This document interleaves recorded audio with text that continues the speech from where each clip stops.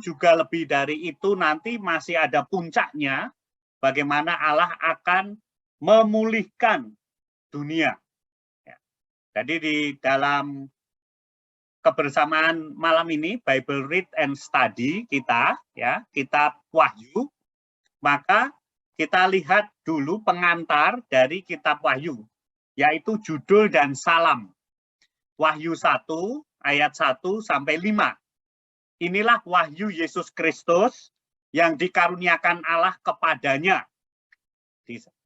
Kemudian supaya ditunjukkannya kepada hamba-hambanya apa yang harus segera terjadi, dan oleh malaikatnya yang diutusnya, ia telah menyatakannya kepada hambanya Yohanes.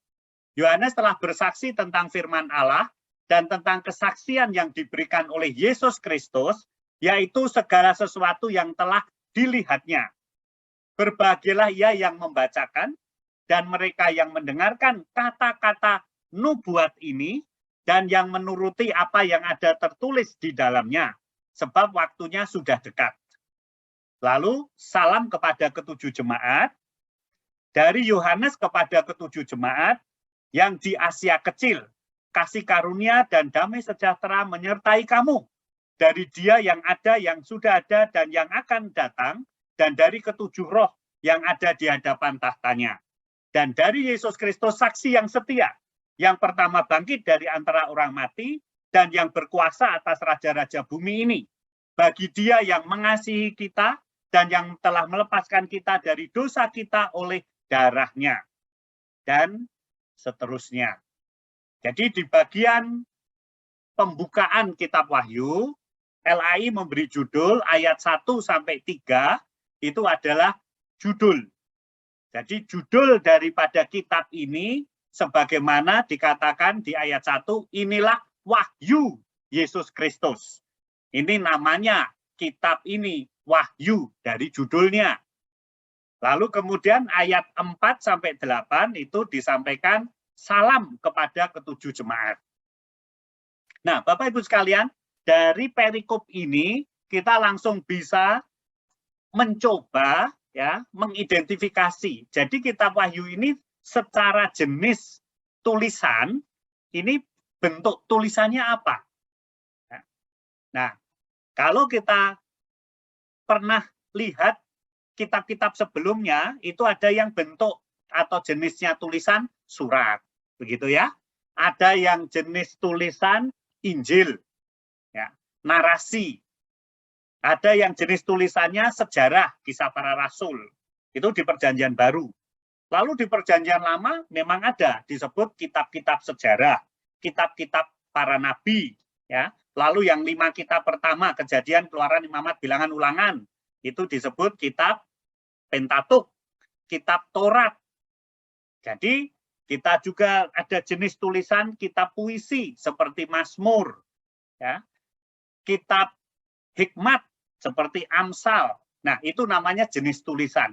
Biasanya satu kitab itu satu jenis tulisan. Tapi di kitab Wahyu ini, kalau kita baca dari pengantar dari dalam ayat 1 sampai dengan ayat 4, ini sudah dikenalkan kepada kita, ini tidaknya bukan satu jenis ini. Pertama, berbeda dari kitab-kitab sebelumnya, disebutnya inilah Wahyu. Nah, apa itu wahyu? Dalam bahasa Inggris, revelation, to reveal, menyingkapkan, membukakan. Nah, ini memang yang disampaikan, inilah penyingkapan Yesus Kristus yang dikaruniakan Allah kepadanya supaya ditunjukkannya. Oke, tentang apa yang harus segera terjadi. Tapi terus kemudian disebut di dalam ayat 3, siapa yang dikatakan berbahagia yang membaca, mendengarkan kata-kata nubuat ini. Jadi sebutannya juga ini wahyu, ini juga disebut kata-kata nubuat. Lalu kemudian di dalam ayat 4 itu dikatakan dari Yohanes kepada ketujuh jemaat. Nah, ini kayak bentuk surat. Seperti surat Paulus kan, dari Paulus kepada jemaat di Galatia, Filipi, dan seterusnya. Dan jadi kita lihat ya dari pengantar ini saja, dari bacaan Wahyu di awal, kita sudah lihat bahwa jenis tulisannya adalah khusus. Ya, disebut Wahyu, disebut nubuat, tapi juga berbentuk surat. Nah, berarti ada alamat yang dituju dari tulisan-tulisan ini. Oke. Jadi dengan begitu kita bisa menyaksikan bagaimana kitab ini ya begitu kaya. Nah, sehingga kita mengaku kalau kebanyakan orang percaya merasa kesulitan membaca kitab Wahyu. Sudah biasa membaca kitab jenis surat, oh surat gitu ya. Tapi ini memang disebutnya Wahyu, yaitu penyingkapan. Ya, to reveal dari apa yang kita tidak tahu tapi dibukakan, karena kalau tidak dibukakan kita tidak akan pernah tahu. Nah, dari sana Bapak Ibu sekalian, maka membaca kitab Wahyu dari waktu ke waktu itu ada proposal yang menyatakan bisa 4 pandangan biasanya kalau mau baca kitab Wahyu. Yang pertama ya, itu bentuknya memandang kitab ini futuris, future. Jadi seluruh peristiwa dalam kitab Wahyu nanti akan digenapi pada akhir sejarah. Oke. Nanti akan digenapi pada akhir sejarah. Nah, tapi persoalannya adalah kalau itu bicara nanti, apa relevannya dengan kita yang hidup di hari ini? Oke. Sementara kita juga tahu bagaimana kitab Wahyu ini sebenarnya juga adalah kitab yang kita baca sebagaimana bagian dari kitab suci.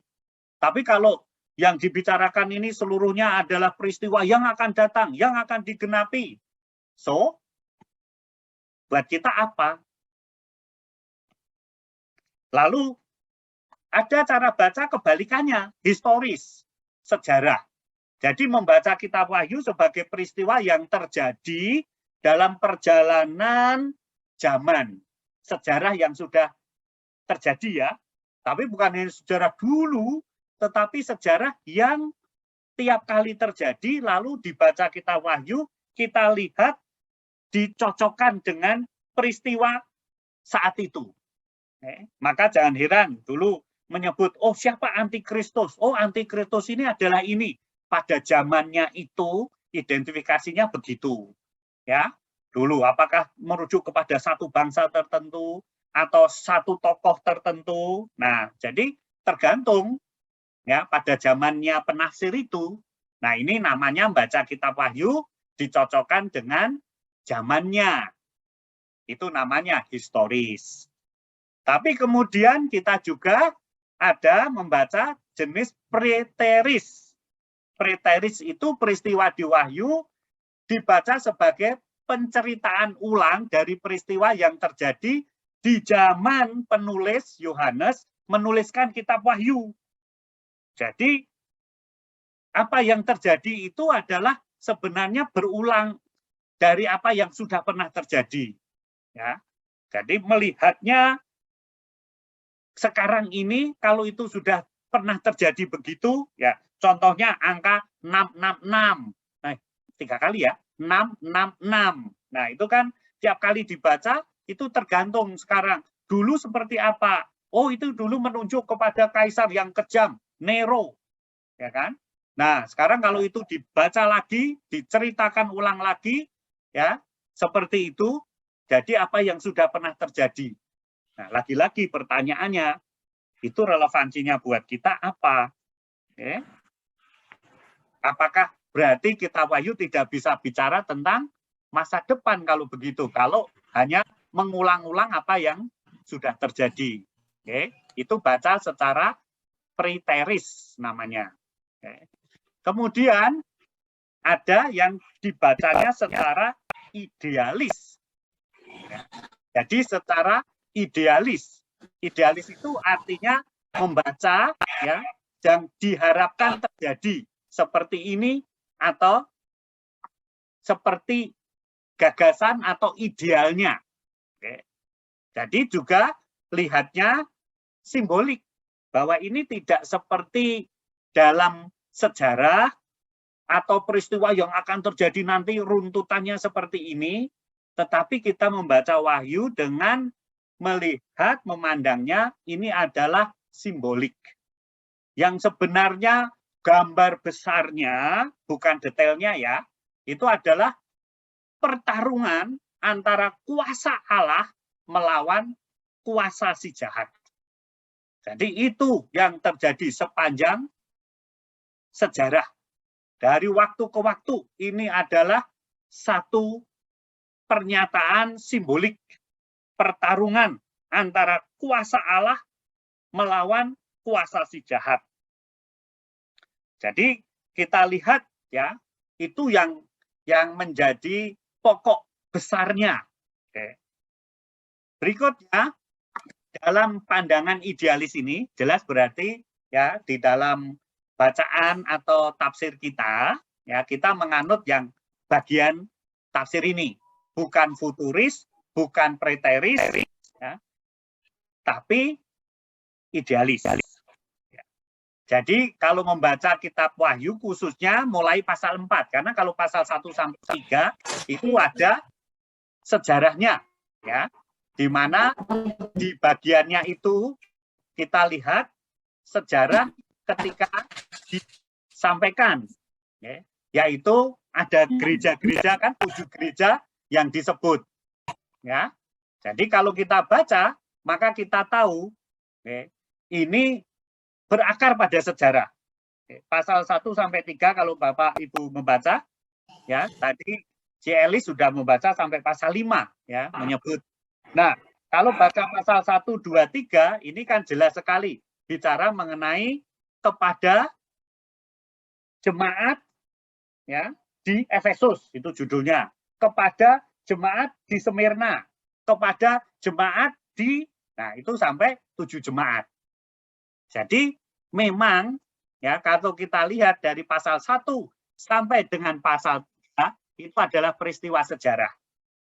Tetapi sesudahnya itu bukan runutan peristiwa sejarah, tapi lebih merupakan ya, gambaran tentang hal yang sama, tapi diceritakan berulang 7 kali.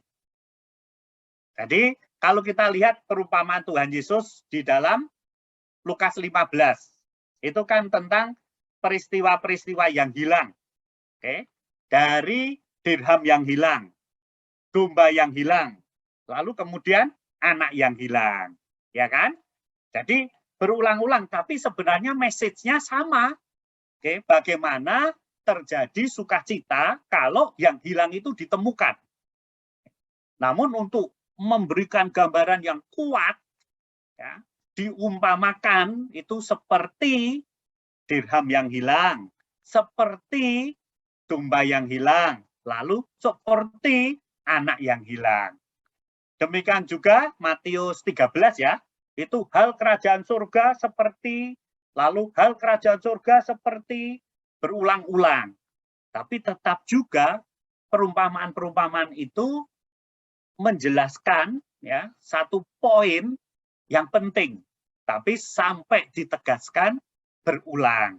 Nah, demikian juga di kitab Wahyu ini, pasal 4 sampai 22 itu bukan urutan peristiwa sejarah, tetapi seperti perumpamaan hal-hal yang sama tapi diceritakan berulang 7 kali. Nah, kita lihat ya nanti dalam pembagiannya itu. Oke. Dari pasal 1 sampai 3 itu ada sejarah gereja ya. Jadi ada gereja yang dituju dari bacaan kitab Wahyu ini. Lalu kemudian ada pasal 4 sampai 7, pasal 8 sampai 11, pasal 12 sampai 14, 15 16, 17 sampai 19, 20 sampai 22. Oke. Nah, jadi dibaginya juga kitab Wahyu ini 7 bagian. Oke. Kalau kita lihat secara gambar besar dari peristiwa penciptaan, lalu kemudian sejarah Israel, kedatangan Kristus pertama, sejarah gereja, langit dan bumi baru. Nah, lihat sentralnya adalah kedatangan Kristus. Ya, ke belakang sejarah gereja, ke depan sejarah gereja. Ke belakang dari sejarah Israel penciptaan, ke depan dari setelah sejarah gereja, langit dan bumi baru. Nah, jadi kita lihat nanti di dalam kitab Wahyu ini 7 siklus namanya. Ya. Jadi mulai dari siklus pertama, yaitu gereja. Itu pasal 1 sampai 3. Lalu pasal berikutnya 7 meterai. Lalu 7 sangkakala. Lalu siklus keempat ada naga dan 2 binatang. Kemudian siklus 5 7 cawan. Siklus 6 kejatuhan Babel. Siklus 7 pasal 20-22 langit dan bumi baru. Ya. Kita lihat siklus pertama, yaitu 7 gereja. Nah, di dalam pasal 1 sampai 3, ya, ini kita lihat ada satu paralel yang disebutnya itu kiasmus, strukturnya.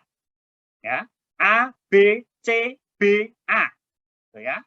Jadi, yang pokok adalah bahwa penghakiman Tuhan tidak hanya akan menimpa orang di luar gereja, tapi juga terjadi pada jemaat Tuhan.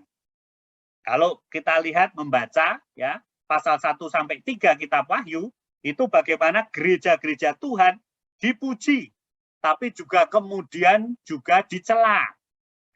Jadi sebagaimana adanya keberadaan gereja itu. Jadi bukan hanya yang dihakimi itu orang luar, orang bukan percaya, tapi malah juga orang percaya, apalagi dalam konteks jemaat Tuhan. Ya.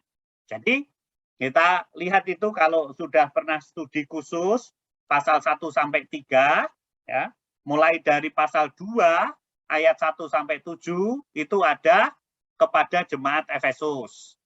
Lalu jemaat Smyrna, Pergamus, Tiatira, Sardis, Philadelphia, Laodikia. 7 jemaat, Bapak Ibu sekalian. Ya. Nah, di situ ada di sana apa yang mereka jemaat ini ditegur, tapi juga apa yang jemaat ini dipuji, termasuk juga diberikan upah.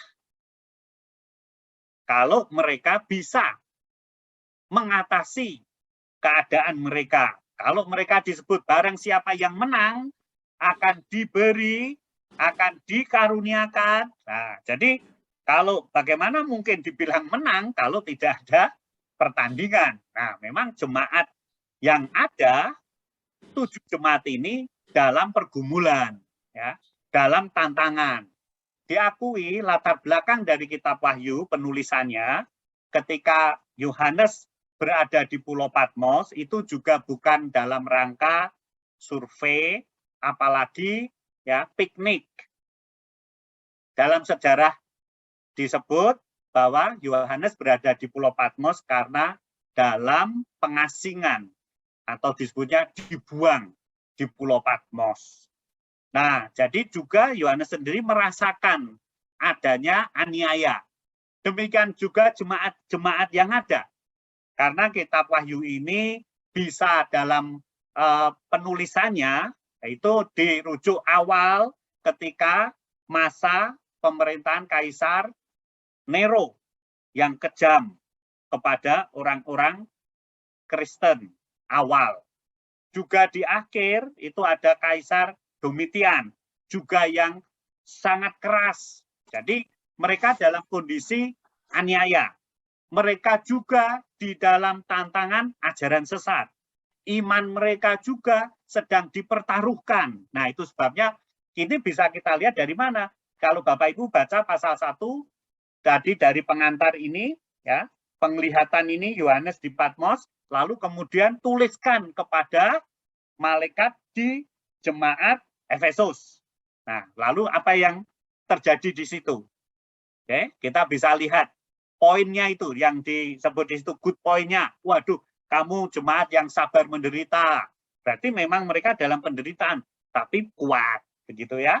Tapi juga ada mereka yang dikatakan, wah, kamu mengikuti ajaran dari Isabel, ya. Itu kamu menjadi orang percaya yang suam-suam kuku kepada jemaat di Laodikia. Jadi kita membaca ini dalam sejarahnya terjadi, ya, bahwa pembaca kitab Wahyu tidak dalam kondisi aman, damai, nyaman, sejahtera, tetapi dalam kondisi secara politis menderita, dan juga secara ekonomi, secara sosial, dan seterusnya. Itu konteksnya. Maka di dalam kaitan itu, kita diajak melihat sejarah besar, bahwa kalau ini adalah sebenarnya bentuk dari pertarungan kuasa Allah melawan kuasa si jahat. Kita lihat ya, yang tadi. Oke. Jemaat Efesus, jemaat Smyrna, jemaat Pergamus, jemaat Tiatira, jemaat Sardis, jemaat Philadelphia, jemaat Laodikia. 7 jemaat ini. Ya, ada perbandingannya. Bagaimana Tuhan menguji batin dan hati orang. Dan bagaimana Tuhan akan membalaskan kepada setiap orang menurut perbuatannya. Perbuatan baik ya dibalas baik, perbuatan jahat dibalas jahat. Ini bicara mengenai disiplin kepada orang percaya. Kemudian dari pasal 2 juga kita lihat ya, peringatan kepada orang percaya itu, kalau bilang penghakiman ini bukan soal keselamatan ya. Jadi kalau orang percaya dihakimi berarti keselamatannya dipertaruhkan, bukan. Tapi ini lebih bicara mengenai orang-orang percaya yang sudah diselamatkan karena kasih karunia, tetapi tetap mesti harus menunjukkan karena sudah diselamatkan, maka dituntut perbuatan yang baik. Ya. Nah, untuk itu akan ada bonus, yaitu tadi ya Tuhan akan membalaskan yang baik itu kepada orang yang memang berlaku baik. Jadi tentu Allah hakim yang sempurna. Oke. Kita percaya itu. Demikian juga maka masih diberi kesempatan. Kalau kamu tidak bertobat, aku akan mengambil kamu dari tempatmu. Ya. Jadi ada di situ kepada jemaat Tuhan itu panggilan bertobat, tapi juga ada penghiburan bagi gereja yang setia. Itu pasal 1, 2, 3. Kemudian masuk ke pasal 4, ya, kita lihat itu adalah siklus kedua. Oke. Di sini disebutkan bagaimana dimulai di situ judulnya ke-24 tua-tua dan ke-4 binatang. Ya. Ini juga ada urutan struktur kiasmos A, B, C, B, A. Jadi diceritakan bagaimana penyembahan kepada yang duduk di tahta dari 24 tua-tua dan 4 binatang, tidak ada yang bisa membuka meterai. Lalu kedatangan anak domba yang berkuasa membuka meterai. Dia adalah Yesus Kristus yang datang sebagai hamba dan mati di kayu salib.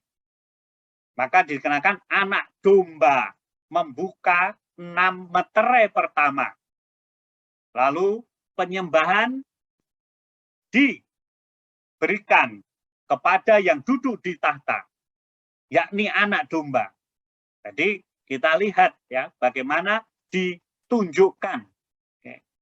Jadi kalau bicara lagi kitab Wahyu ini bukan bicara mengenai ramalan masa depan, apa yang akan terjadi nanti. Kira-kira seperti apa? Namanya ramalan itu bisa terjadi, bisa tidak ya. Oke. Jadi bukan. Tapi memang kita lihat bagaimana peristiwa demi peristiwa itu dinyatakan secara disingkapkan yang kalau tidak akan bisa kita ketahui.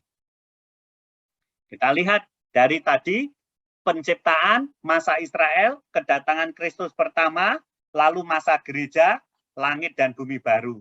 Ini ya A, B, C, B, A. Gitu ya. Ini sebagaimana struktur namanya kiasmus. Oke. Kembali lagi ke struktur bagian awal. Tapi ada di situ puncaknya. Dari penciptaan masa Israel, kedatangan Kristus pertama itu puncaknya, lalu kemudian masa gereja, langit dan bumi baru. Ya. Nah, juga nanti kalau kita baca di pasal ini itu ada beberapa jenis kuda. Ya. Nah, kita lihat umpamanya kuda putih, ini penunggang kuda. Ya. Itu dikatakan putih, tetapi ya sebenarnya bersih, kudus. Tapi kalau dilihat itu adalah justru penyamaran karena menyesatkan orang percaya dengan menyamar menjadi Kristus. Lalu merah itu penganiayaan fisik, lalu hitam itu bencana, lalu ada kuning itu kematian. Jadi Kristus tetap berkuasa atas 4 kuasa jahat ini yang menimpa jemaat. Lagi ya Bapak Ibu, gambar besarnya adalah pertarungan kuasa Allah melawan kuasa jahat. Dan lagi ya, dari meterai-meterai yang dibuka itu juga mengingatkan respon orang percaya. Kemudian juga respon Tuhan. Tetap bahwa orang percaya mesti siap. Kalau baik ya akan mendapat ganjaran. Tapi kalau tidak baik ya tetap akan mendapatkan juga ganjaran. Tapi namanya ganjaran ya atau penghakiman, bukan balas dendam, tetapi memang di sana untuk ditunjukkan keadilan Tuhan yang kita percaya Tuhan Maha Adil. Oke? Jadi kita lihat di bagian ini ya bagaimana suara anak domba yang disembelih layak menerima kuasa, kekayaan, hikmat, kekuatan, dan hormat, kemuliaan, dan puji-pujian. Dari Wahyu 5 ayat 12. Anak domba yang disembelih. Ini kan satu, mana ya disebutnya ya, keunikan ya. Sebenarnya anak domba yang menderita, tetapi yang telah mengalahkan kuasa dosa dan kuasa kematian itu yang layak menerima segala hormat, kemuliaan, dan pujian. Dia yang justru karena merendahkan diri dan hatinya, kemudian mendapatkan kemuliaan. Demikian juga kita orang percaya yang juga mengalami penderitaan, kesusahan, kita pun meyakini Tuhan tidak akan melakukan pembiaran kepada kita. Bahkan Tuhan sebagaimana Yesus, juru selamat kita, yang menderita di kayu salib itu, selanjutnya akan menerima hormat dan kemuliaan, maka kita orang percaya pun juga para pengikutnya bisa melihat model itu. Kemudian siklus ketiga itu 7 trompet, ya. Lagi ini bukan soal misteri tentang apa yang akan terjadi, karena kalau dituruti begitu kita tidak akan pernah habis, ya. Ini apa maksudnya? Ini apa di balik misteri ini? Tapi kita sebagai gereja Tuhan punya tugas mulia untuk memberitakan Injil. Jadi membaca kitab Wahyu ya, Bapak Ibu punten, bukan untuk menebak-nebak misteri Allah. Jadi dari 7 cawan, 7 meterai, nanti 7 apalagi yang ada di situ. Tetapi justru untuk mengingatkan peristiwa dan tanda ini semua, ya, berulang menjadi pembelajaran bagi orang percaya. Apa yang Tuhan sedang singkapkan kepada umatnya. Dan untuk itu pula menjadi PR di sini pakai bahasa, engkau harus bernubuat lagi kepada banyak bangsa dan kaum dan bahasa dan raja. Artinya adalah ada tugas yang lebih penting daripada menebak-nebak yang Tuhan tidak singkapkan. Ingat ya, wahyu itu artinya adalah penyingkapan. Nah, kalau tidak disingkapkan, kita tidak perlu berandai-andai ataupun menebak-nebak ini apa maksudnya, ya. Ini apa artinya. Kemudian siklus keempat, ya, ini mulai di sini bagaimana memang si jahat mengecoh dunia dengan menjadi seperti Allah. Oke. Nah, jadi ini nanti akan kita lihat ya, bagaimana ditunjukkan antara masa Israel kemudian masa gereja. Jadi dengan gambaran perempuan di dalam bagian pasal siklus ini. Ya. Jadi perempuan yang sebelum melahirkan itu seperti Israel. Anak itu ya simbolik Mesias. Sesudah melahirkan yaitu gereja. Sebenarnya jadi Israel, Mesias, gereja kalau diurutkan ya secara kronologi. Tetapi yang mau sebenarnya sedang dinyatakan adalah Israel dan gereja itu adalah satu umat yang sama. Di pengakuan iman kan kita percaya, aku percaya kepada gereja yang kudus dan am. Ya, kudus dan am itu mencakup segala bangsa, suku, bahasa.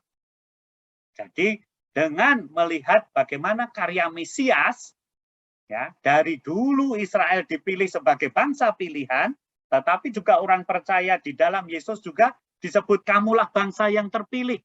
Dari mana? Bangsa mana saja ketika itu dinyatakan. Ya. Jadi kemudian ada gambaran naga, 2 binatang, ya. Naga merah, binatang seperti macan tutul, binatang seperti anak domba. Okay. Nah, di sini memang tadi ya yang besar itu apa? Pertarungan antara kuasa Allah dan kuasa jahat. Nah, di sini juga seperti ada tritunggal tandingan. Okay. Naga dan 2 binatang yang lain itu. Ya, seperti tritunggal tandingan. Kemudian kalau kita lihat binatang yang seperti macan tutul, diberi tahta dan kuasa oleh naga, kepalanya kena luka, lalu dikatakan dia bangkit. Nah, ini juga ya Kristus tandingan. Jadi kalau kita baca ini ya simboliknya. Kemudian binatang seperti anak domba, ya. Memberi tanda-tanda api. Seperti apa? Roh Kudus tandingan. Jadi kita lihat bagaimana wahyu ini ya memerankan simboliknya. Perempuan itu adalah gambaran Israel dan gereja perjanjian baru. Melahirkan anak Mesias. Tapi kemudian ada Allah Bapa tandingan. Tidak tanggung-tanggung yang paling dilawan iblis. Kristus tandingan, maka ada istilah antikris, ya. Penguasa-penguasa dunia. Lalu ada Roh Kudus tandingan, nabi-nabi palsu. Lalu juga ada angka 666. Ini adalah tanda yang belum ada dibanding-bandingnya, itu tanda manusia. Jadi pada abad ketika Yohanes mendapatkan pewahyuan ini, umat Tuhan, orang percaya, memang sedang ditimpa aniaya, tapi juga dihantam berbagai ajaran sesat.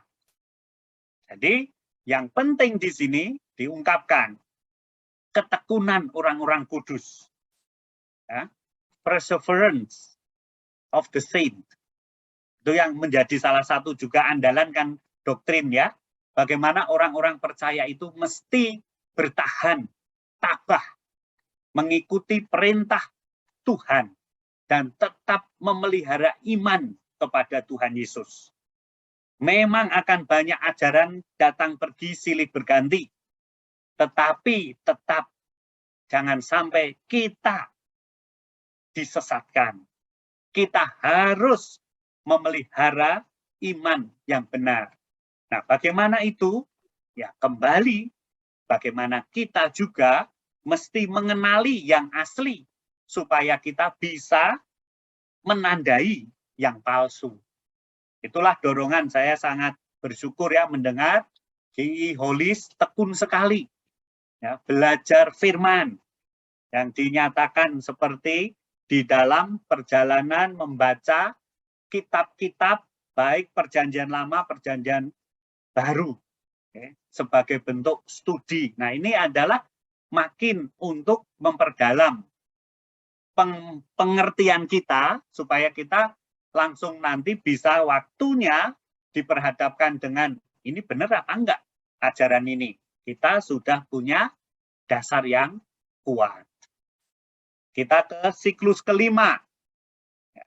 Ini bicara tentang cawan.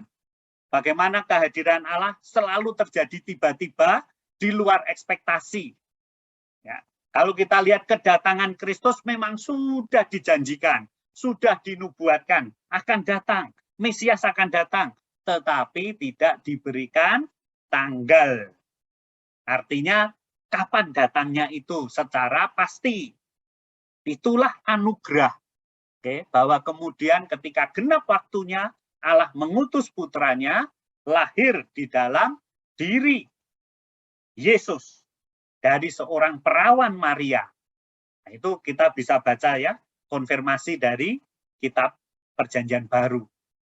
Tapi juga kalau bicara mengenai kedatangan kedua nanti, nah ini pun juga kita tidak bisa memberikan semacam chart ya atau kalender dalam arti kapan itu waktunya ditetapkan saat ini, saat itu tidak bisa.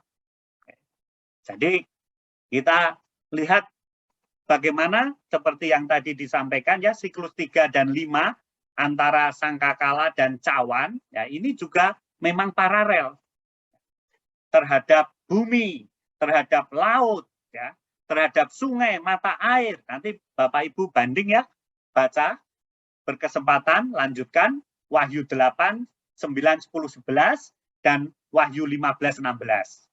Bagaimana seperti dari awal tadi disebut yaitu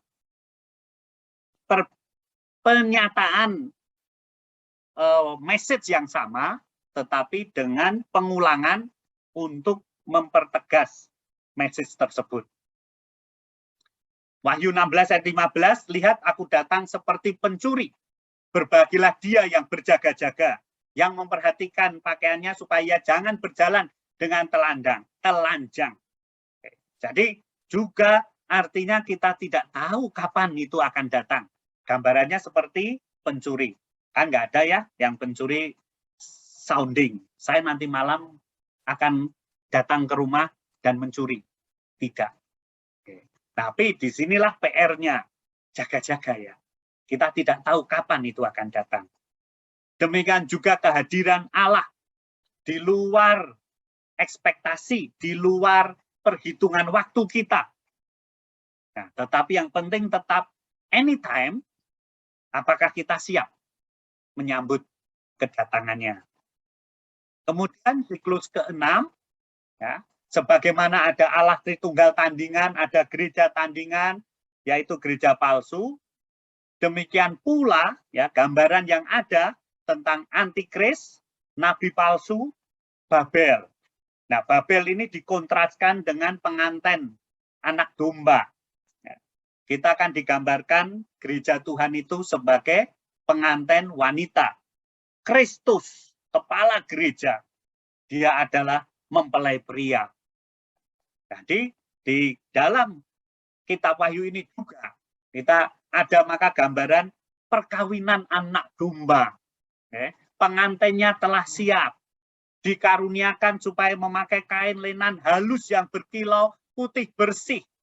Nah ini kan simbolik, ya, putih bersih, simbolik orang-orang yang benar, kudus. Itulah yang dimintakan Tuhan untuk gerejanya, supaya tidak kompromi dengan dunia. Oke. Maaf, istilahnya sangat keras, melacurkan diri. Oke. Seperti dulu Israel itu di lingkungan bangsa-bangsa yang tidak percaya kepada Yahweh. Mereka ke bawah, oke, ikut arus, bawa istri asing, kemudian jadi menyembah berhalanya. Jadi kita juga sebagai gereja Tuhan disebut memiliki potensi menjadi Babel. Artinya kita bisa juga kompromi dengan lingkungan, dengan dunia, dengan yang tidak benar. Kemudian siklus ketujuh, pasal 20, 21, 22. Nah, disinilah yang disebut sebagai puncak dari langit baru dan bumi baru. Orang percaya tidak meninggalkan dunia dengan diangkat ke surga, rapture, melainkan surgalah yang turun ke bumi. Ini simbolik ya. Nah, itu ada kerajaan 1000 tahun. Nah, ini kalau baca Wahyu secara harfiah, 1000 tahun itu ya 1000. Yang tahunnya jumlahnya 1000. Nah, sementara kita kalau membaca idealis, secara ideal, dalam arti gagasannya, ini adalah gambaran 1000 itu kerajaan sempurna. Nah, ini di dalam tafsir juga ada namanya pre-millennium. Pre itu sebelum, millennium itu 1000. Yesus datang sebelum kerajaan 1000 tahun, atau post-millennium, sesudah 1000 tahun, atau a-millennium. Tidak ada itu kerajaan 1000 tahun harfiah. Itu namanya a-millennium. Sebab ini semua adalah berupa simbolik. Ya, ada pengantin anak domba, lalu kemudian Yerusalem baru. Ya, gambarannya. Dan kita pun juga ya, kadang di dalam kedukaan kita sering mendengar lagu dinyanyikan oleh paduan suara kedukaan pemerhati. Oh Yerusalem, kota mulia, hatiku rindu ke sana. Nah, pasti itu kita tidak bicara mengenai Yerusalem Holy Land ya saat ini di bumi, tetapi memandangnya kepada surga. Ya, gambaran sebagai Yerusalem baru. Nah, jadi inilah kitab Wahyu, Bapak Ibu sekalian, kerajaan 1000 tahun mau dimaknai historis, ya artinya benar-benar itu 1000 jumlahnya dalam arti waktunya, lamanya, okay? Atau itu lagi view yang kita maksud milenium, tidak 1000 harfiah, begitu ya. Tetapi menunjukkan kerajaan yang sempurna. Oke, 1000 itu gambaran sempurna karena Yesus yang empunya. Jadi masa gereja yang disebut Wahyu 1000 tahun itu ya saat ini. Ya. Inilah saatnya ketika Injil bisa disebarkan. Memang ada tantangan, ada penolakan, ada gangguan, ada tentangan, aniaya. Tetapi ya ini kalau baca Wahyu ya, itu kita lihat sebenarnya iblis pun sudah, kan iblis sudah dikalahkan kuasanya. Nah sekarang iblis ini bahasanya Injil bisa diberitakan kemana-mana, tersebar. Ini juga iblis ditahan. Sebab akan ada masa sulit di mana tidak bisa lagi Injil diberitakan.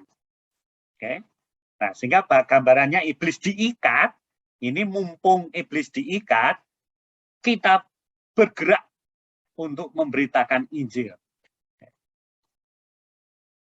Yerusalem baru, tadi simbolisme, ya, mempelai umat Allah dan tempat surga. Nah, dua-duanya.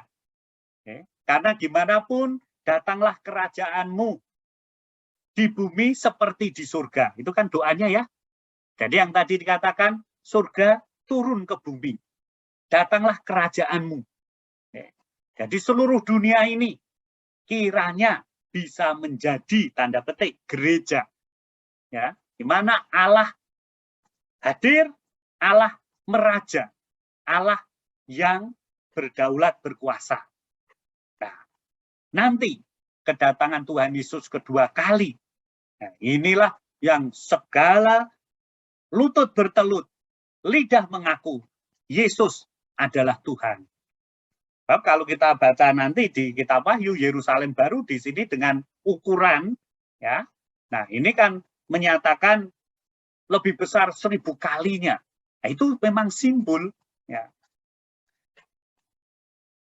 Tema utama kitab Wahyu adalah Allah memulihkan seluruh ciptaan. Okay. Langit baru dan bumi baru, surga dan bumi menjadi satu. Hadiran Allah memenuhi seluruh ciptaan. Sampaikan di dalam kitab Wahyu 21 ayat 1-2. Lalu aku melihat langit yang baru, bumi yang baru, sebagai langit yang pertama dan bumi yang pertama yang telah berlalu. Dan laut pun tidak ada lagi. Aku melihat kota yang kudus, Yerusalem baru, turun dari surga, dari Allah, yang berhias bagaikan pengantin perempuan berdandan untuk suaminya. Kalau membaca kitab Wahyu, bukan kita yang diangkat ke surga, tapi surga yang turun ke bumi. Sehingga satu saat Tuhan pun akan tetap bertahta di atas bumi. Datanglah kerajaanmu, jadilah kehendakmu di bumi seperti di surga. Jadi kalau hanya kita yang diangkat di surga atau rapture, kapan Tuhan bertahta di bumi sebagaimana doa? Datanglah kerajaanmu, jadilah kehendakmu di surga seperti di bumi seperti di surga. Maaf. Bapak Ibu Saudara sekalian, maka kalau kita membaca kitab Wahyu ini, ya, sebagai simbolik, kita bisa menandai. Yang pertama, bukan kenyamanan, tetapi memang gereja Tuhan mendapatkan teguran, bahkan juga penghakiman. Jadi bukan comfort, ya, wah enak ya sudah ikut percaya Tuhan, sudah bergereja, semuanya aman, lancar, terkendali.